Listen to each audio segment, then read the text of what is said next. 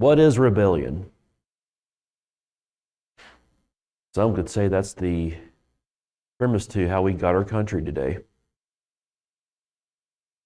To others, it's the means of putting your kid into a bedroom and letting them sit there for 3 hours thinking about what they did.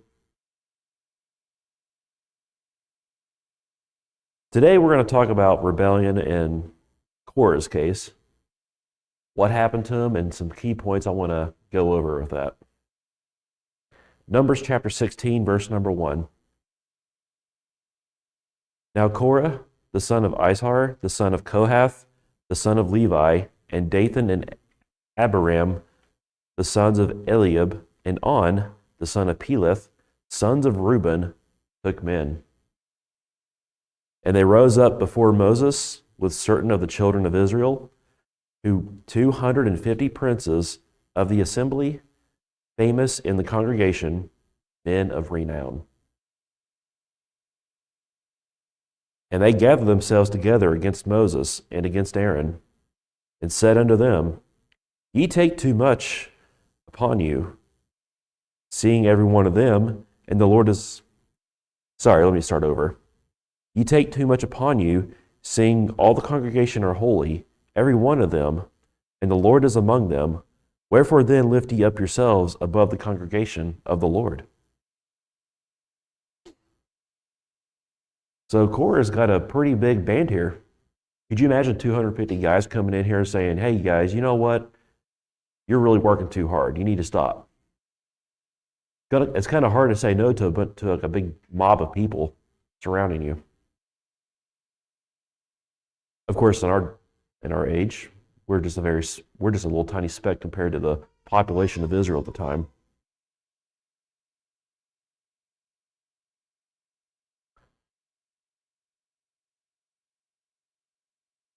So what was Moses supposed to do about this? Was he supposed to be scared? I don't know. There was clearly a reason behind all this. Verse number 4. And when Moses heard it, he fell upon his face. And he spake unto Korah and unto all his company, saying, Even tomorrow the Lord will show who are his, and who is holy, and will cause him to come near unto him. Even him whom he hath chosen will he cause to come near unto him.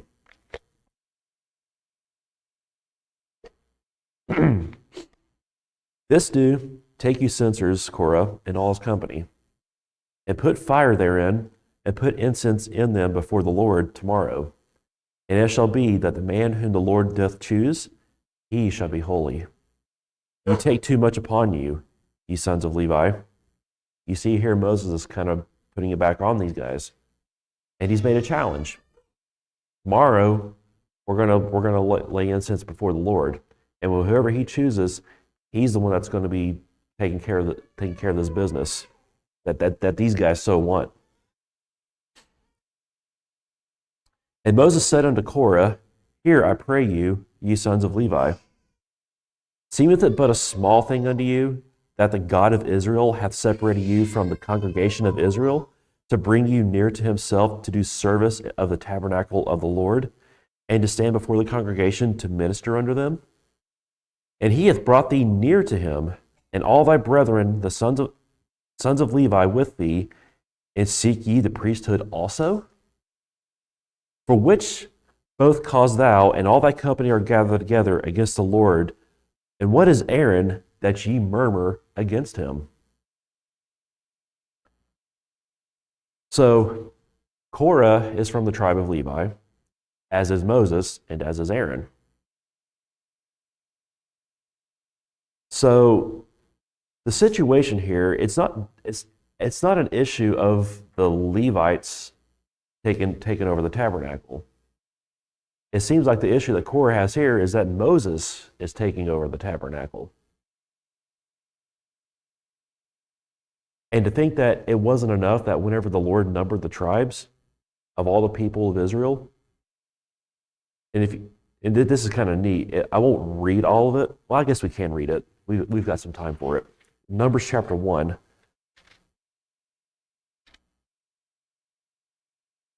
I won't read this whole chapter because just for sake of time. But if you look here in the first verse of chapter 1, and the Lord spake unto Moses in the wilderness of Sinai, in the tabernacle of the congregation, on the first day of the second month, in the second year after they were come out of the land of Egypt, saying, Take ye the sum of all the congregation of the children of Israel, after their families, by the house of their fathers, with the number of their names, every male by their polls. From 20 years old and upward, all that are able to go forth to war in Israel, thou and Aaron shall number them by their armies.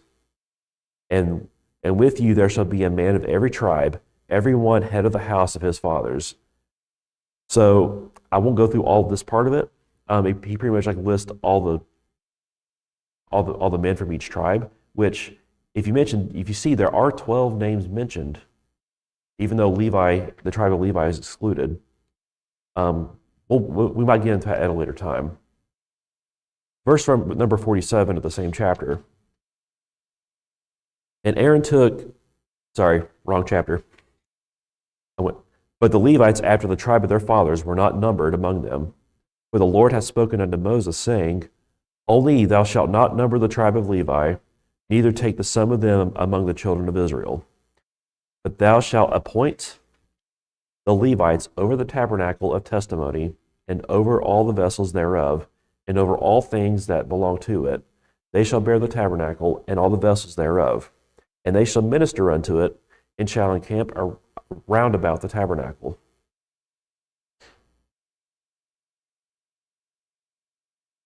So the Lord had a direct reason and purpose for the Levites.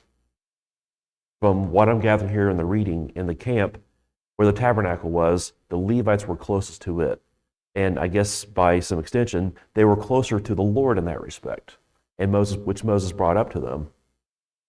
And to think that wasn't enough for Korah and his men to be content with that. And my question is, why are people of the tribe of Reuben here? What reason do they have to be here if they believe that everybody within the Levites can minister? And if I'm getting that wrong, if I got that wrong, I do apologize. But Korah's reasoning here does seem to be more of a control thing. So let's read on in verse number 12 in chapter 16.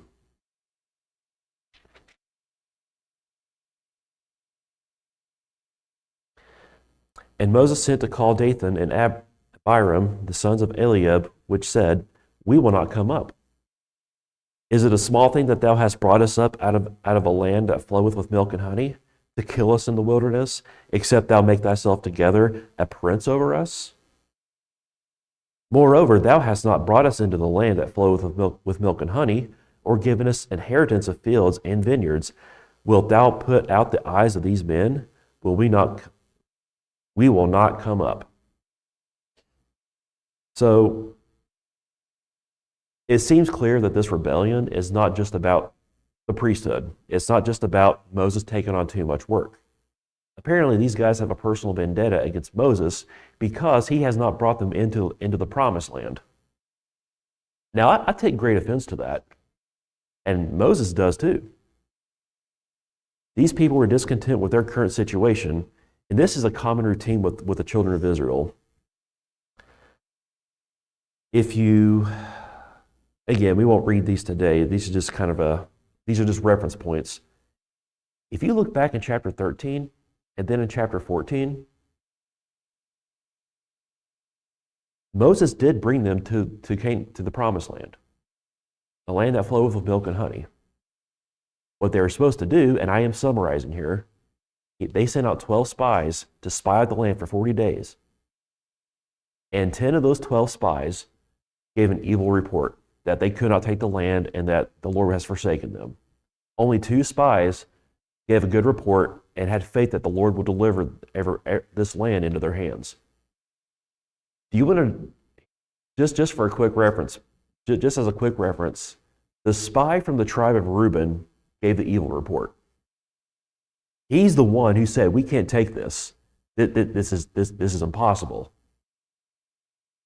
So we think about this. From that day forward, the Lord has told Moses that you're going to dwell in the wilderness for another 40 years because of your lack of faith and your rebellion against me. So the reason they're even here to begin with is because the children of Israel, the tribe of these men who are complaining to Moses that Moses didn't bring them to the promised land, it is their tribe's fault too that they weren't even in there to begin with. Yet they're shifting their blame on somebody else. And they're taking the opportunity here, in my opinion, for his rebellion to kind of put in their own 2 cents on their own personal vendetta.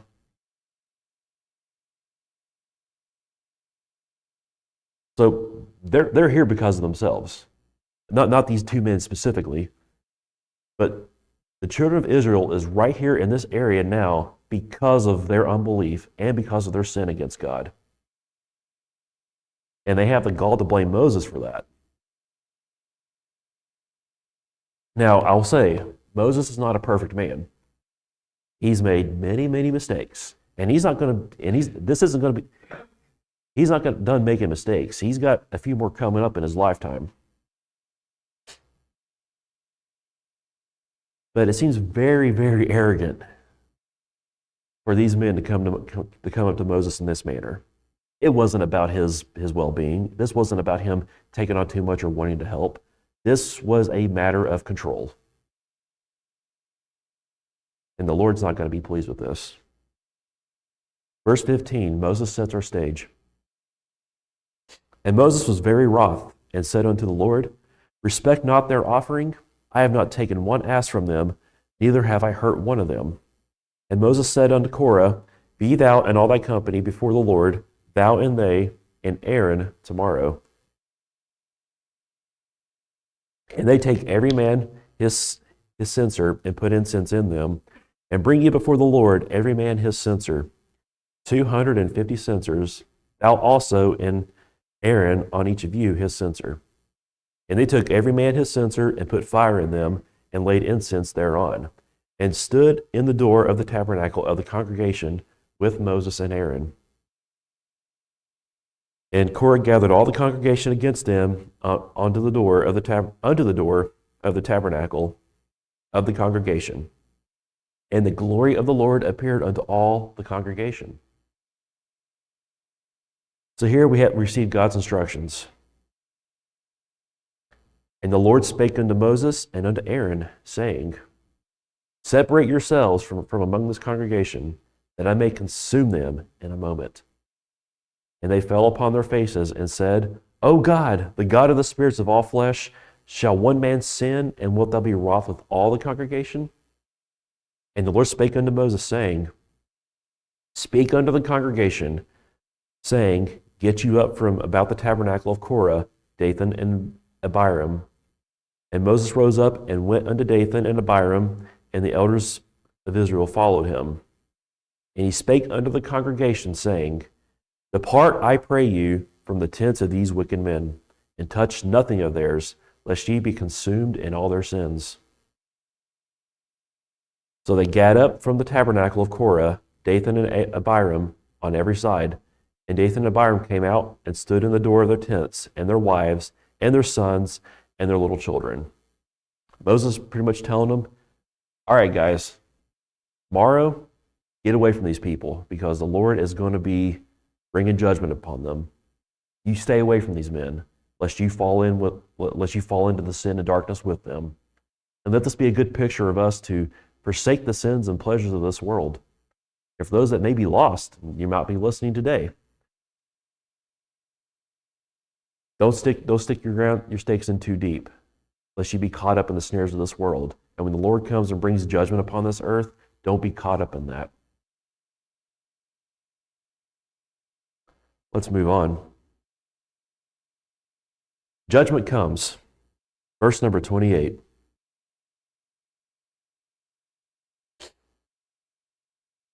And Moses said, hereby ye shall know that the Lord hath sent to me to do all these works. For I have not done them of mine own mind. If these men die the common death of all men, or if they be visited after the visitation of all men, then the Lord hath not sent me. But if the Lord make a new thing, and the earth open her mouth, and swallow them up, all that appertain to them, and they go down quick into the pit, then ye shall understand that these men have provoked the Lord. And it came to pass, as he had made it into speaking all these words, that the ground clave asunder that was under them. And the earth opened her mouth and swallowed them up in their houses, and all the men that appertained to Korah and all their goods. They and all that appertained to them went down alive into the pit, and the earth closed upon them, and they perished from among the congregation. And all Israel that were round about them fled all the cry of them, for they said, lest the earth swallow us up also. And there came out a fire from the Lord, and consumed the 250 men that offered incense. Man, what a catastrophic event for Korah and his guys. And it's I kind of think of sinkholes whenever I read about this. And sometimes I like to let my imagination run a little wild. And the way the scripture, I'm not questioning the way the scriptures describe this, but just to see that the earth just opens up and all these people fall in, that is a scary thought. You ever have those dreams where you feel like you're falling, and then when you try to wake up real fast, you're still in bed? Well, these guys are falling, and they're not waking up. They're wide awake. They're falling in these holes alive. So the Lord brings judgment upon the man that tried to rebel against Moses.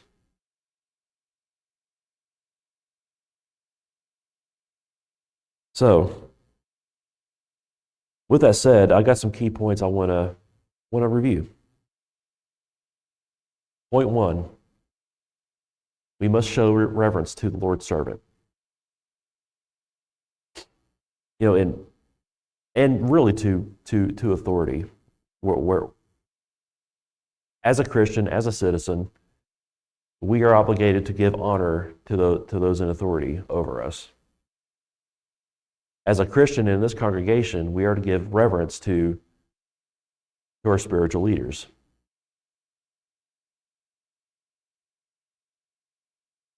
It's been, I've heard it preached a lot growing up. You let God deal with God's man. And I do partly believe that.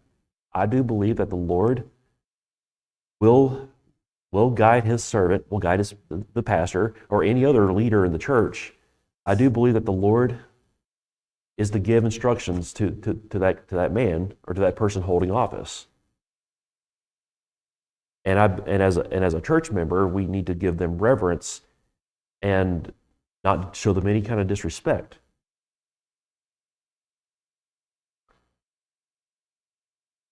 However,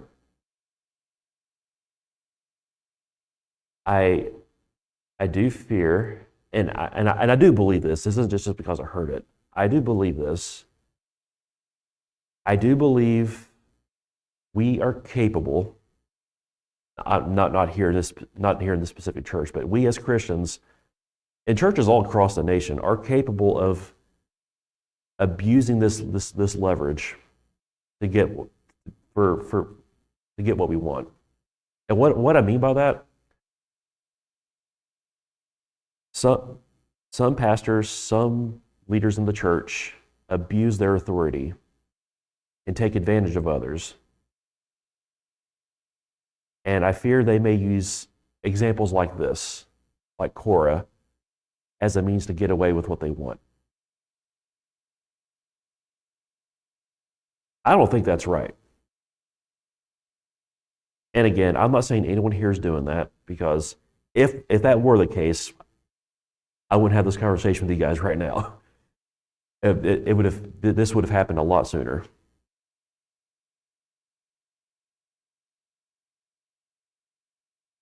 But there are some things to consider. If you do experience an authority exploiting you, I encourage to get help.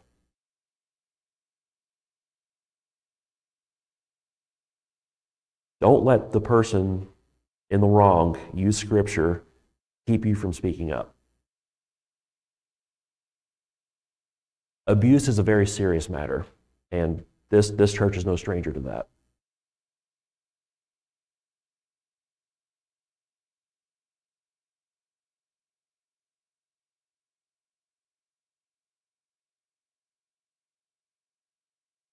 Men of God and church members have an obligation to be holy, to live a holy life. We don't always do that. Some people use the Scriptures as a crutch, as an excuse, as a get-out-of-jail-free card to do what they want. It ought not be so with us. It ought not be so anywhere.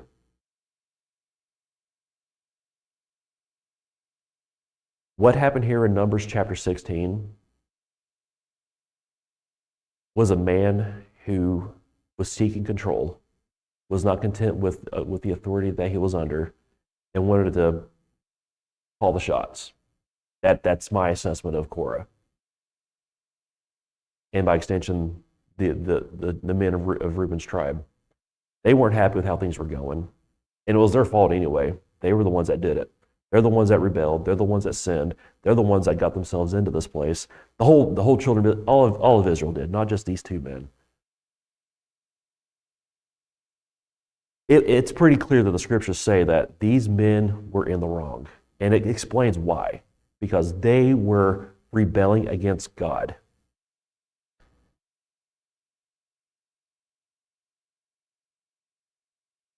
So I'd encourage this again. If you see any kind of abuse, if you're experiencing any kind of abuse from an authority, I do encourage you to get help.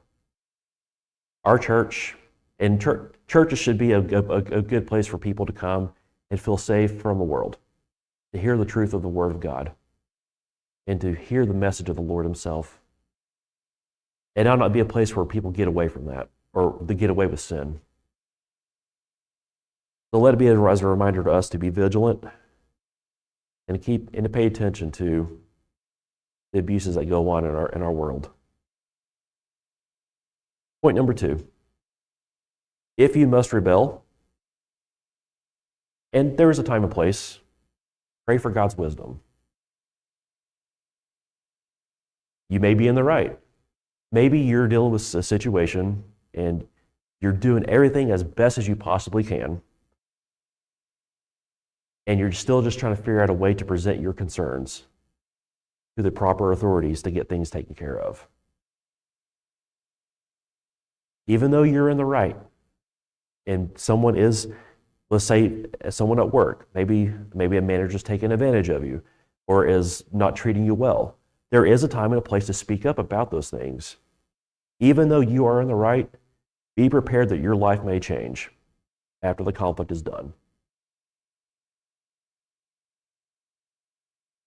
Now, in an ideal situation, yes, I would think it would be good for us to go back to normal after the issue's been addressed, but do know this, and I know from personal experience, the moment you raise concerns to a higher authority on something, it's never going to be the same most of the time. So be prepared.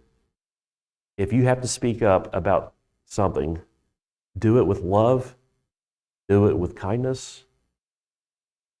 And lastly, to bring into my third point, don't let your personal vendettas get in the way of good ideas.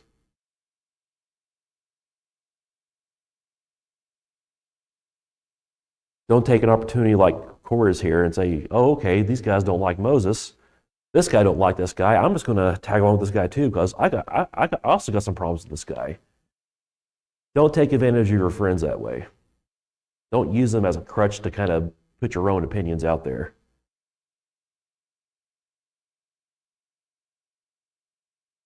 Our personal obsessions and our biases get in the way of our daily walk all the time.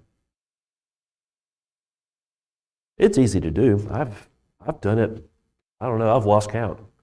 If I had a finger for every time I've let my personal problems get in the way of things, I might be an octopus up here with tons of hands.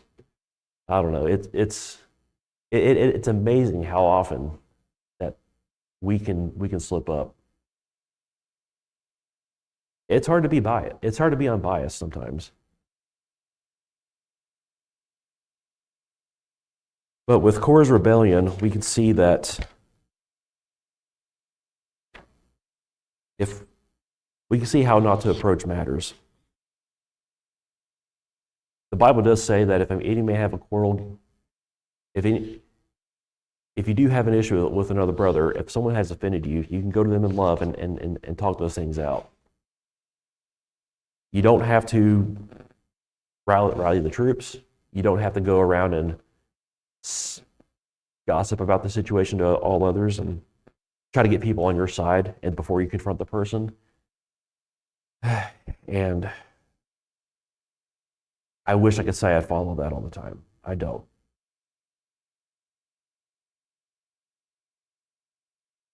But I do see its importance now.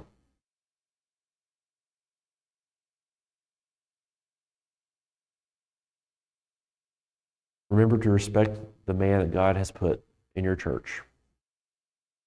Love him, pray for him, pray for those in authority. All those that you answer to and report to, treat them with the utmost respect. And if they start to do evil, collect your thoughts and in love and kindness, get some help. So that's our groundbreaking rebellion. It's great that the Lord was able to practice good judgment and was able to deliver Moses out of the hands of these rebellious men.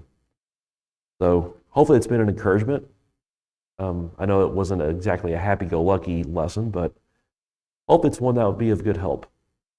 So we're going to be dismissed for the next few minutes, and then we'll start back at 11.